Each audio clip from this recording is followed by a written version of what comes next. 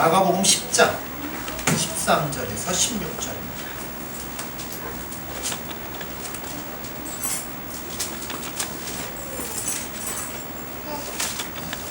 마가복음 10장 13절에서 16절입니다. 찾으셨으면 교독합니다.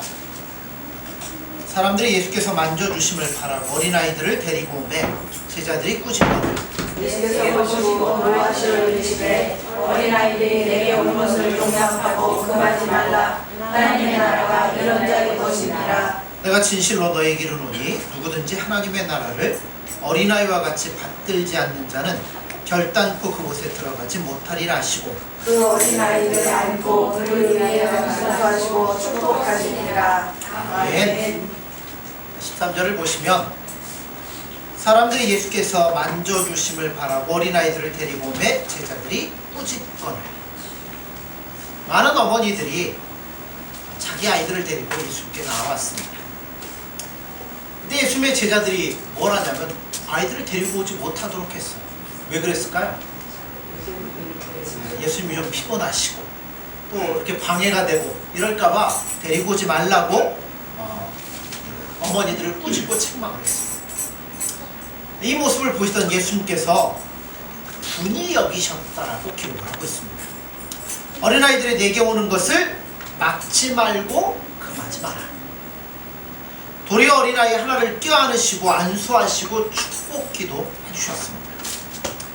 무엇을 말씀할까요? 이것은 자녀들이 예수님의 품 안에서 자라나야 된다는 것을 가르쳐주고 있습니다. 아이들이 아무리 좋은 지역에 있는 좋은 학교를 다닌다고 해도 예수님 밖에 있으면 아무것도 아니라는 거죠. 오히려 예수님의 은혜, 예수님의 축복이 없기 때문에 보이는 것은 어떨지 몰라도 나중에는 비참한 삶이 될 수밖에 없습니다. 그러나 예수님의 품에서 하나님의 은혜를 먹고 예수님의 은혜를 마음껏 누리며 자란 어린아이들은 하나님의 축복을 받을 수밖에 없도록 되어 있습니다. 위대했던 믿음의 조상 여러분 아브라함을 기억하시죠? 하나님이 명령하실 때 아브라함은 즉시 뭐 했어요? 순종했습니다. 한 번은 야, 네 아들 누구요? 이삭을 나에게 제물로 드려요. 이 아브라함은 어떻게 했어요? 예, 즉시로 자식을 모리아 산으로 데려가서 하나님 앞에, 하나님의 명령 앞에 순종했던 모습을 우리가 봅니다. 100세 얻은 아들이에요. 약속의 아들이에요. 자기 생명보다 더 사랑하는 아들에게 뭘 가르치냐면 하나님의 말씀 앞에는 절대적으로 순종해야 된다는 것을 그 삶을 통해서 직접 보여주고 가르쳐줬습니다. 아이들의 운명은 여러분 좋은 학교에 가서 좋은 대학 나오고 좋은 성적 얻으면 결정되어지는 것은 아닌 것 같습니다.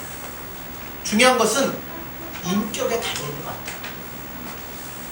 모든 과목에서 A를 맞는다고 성공하는 게 아니고 예수님의 안에서 예수님의 형상을 본받아 예수님의 은혜 안에 자란 아이들이 나중에 예수님 앞에 쓰임받게 되고 주님을 기쁘시게 하는 아이들로 바르게 성장하리라 믿습니다.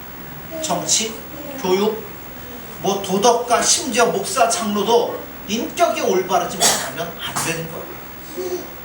어떻게 학교 성적만으로 학교 수업만으로 인격을 바로 세우겠습니까? 그러니까 아이들은 누구 안에 자라야 되냐면 그렇게 떠들고 천방지축이 되더라도 뭐 어디 자라야 돼요? 예수님 안에서 자라요. 또 14절에 보면 어린아이들이 내게 오는 것을 용납하고 금하지 말라. 하나님의 나라가 이런 자의 것이니라 라고 말씀했어요. 하나님의 나라는 힘이 센 어른들의 것이 아닙니다. 어린아이들의 세계가 천국이라고 주님이 말씀하는데요. 여러분 어렸을 때 기억나십니까? 여러분 자라올 때 어렸을 때 기억을 보면 가장 잊지 못하는 기억이 뭐가 있습니까?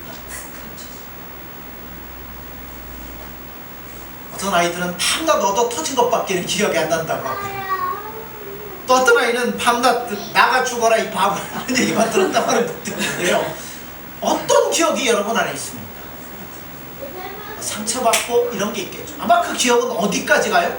죽을 때까지 평생을 갈 거란 겁니다. 그런데 어린아이들이 내게 오는 것을 막지 말라, 이 말씀에는 어떤 의미가 있겠어요? 아이가 어려서 교회 갔는데 선생님이 머리를 쓰다듬으면서 야, 너는 장차 훌륭하게 돼. 너는 하나님 은혜 가운데 아름답게 성장할 거야. 그 말을 가슴에 새겼더라면 이 아이가 자랄 때 뭐 했겠어요? 늘 그 말을 가슴에 품고 그렇게 살려고 노력을 했을 거라는 겁니다. 영국의 위대한 전도자이며 감리교 창시자인 존 웨슬레는 뒤에서 눈물로 기도하며 교육한 어머니가 있어요. 그래서 웨슬레가 고백하기를 나는 내 어머니가 기도하며 만든 작품이다, 이렇게 표현을 했어.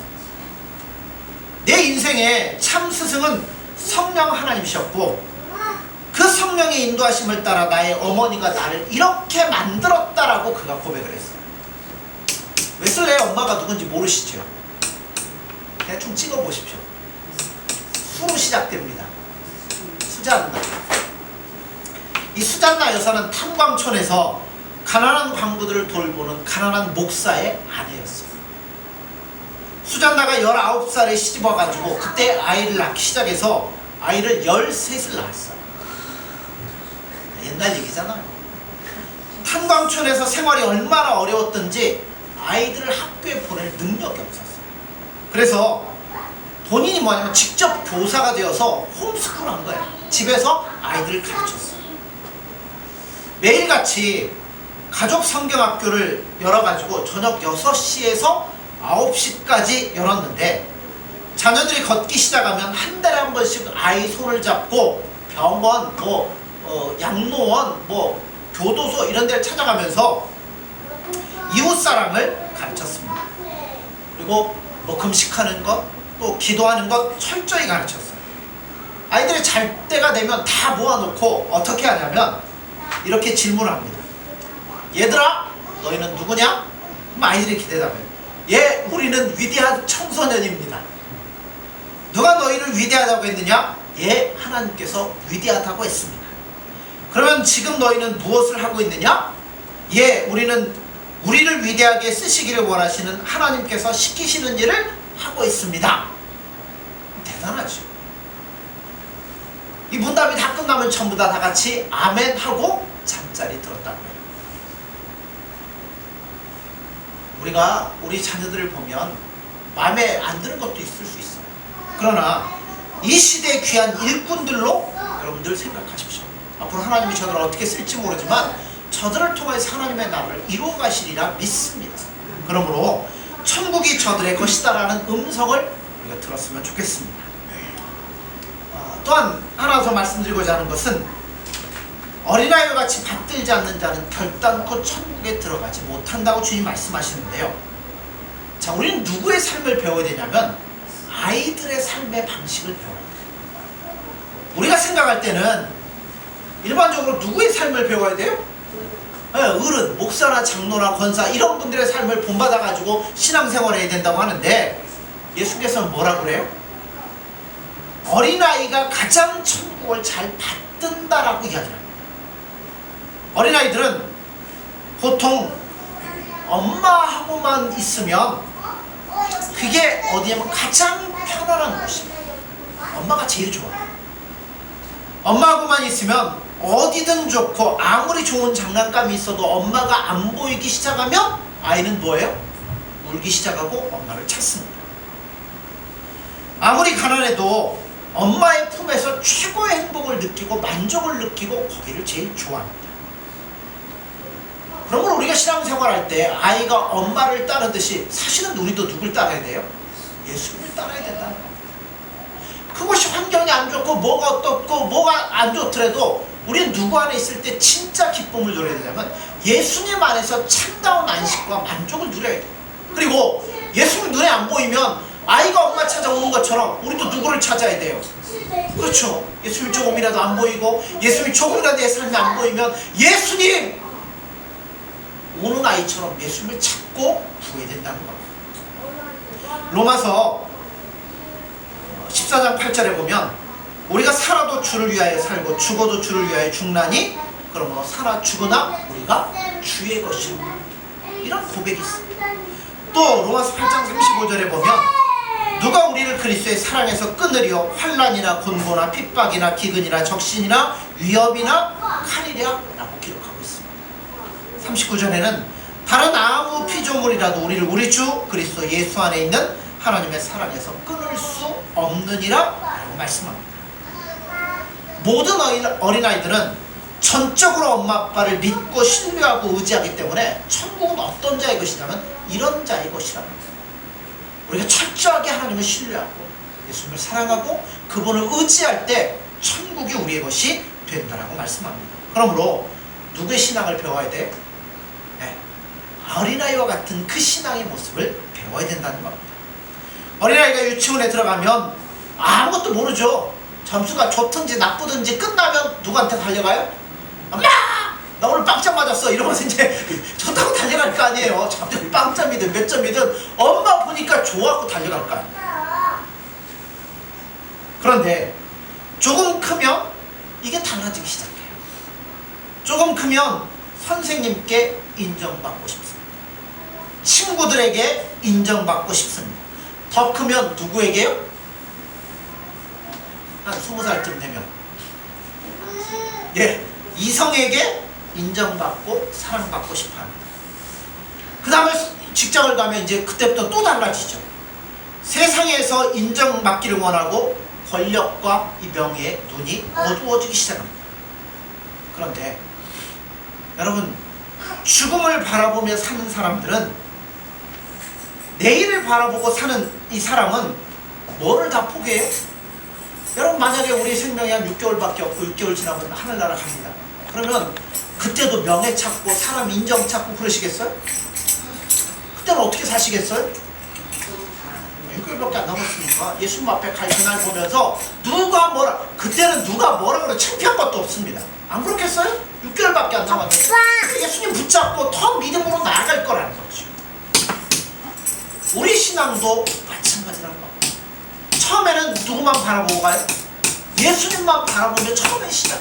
어린아이처럼 빵점을 맞든 50점을 맞든 엄마 하고 달려가는 것처럼 예수님 그러고 왔어요. 근데 이게 조금 신앙이 지나다 보면 자꾸만 어떻게 돼요?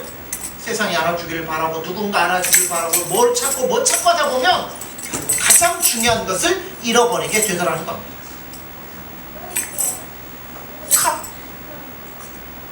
여러분, 소망으로 예수님을 바라보십시오. 예수님이 나를 바라보시고 인정해 주실까? 여러분, 이런 걱정을 다른 거 걱정하지 마시고 세상에 나를 알아주고 하지 말고 진짜 예수님 마지막 때 나를 아실까?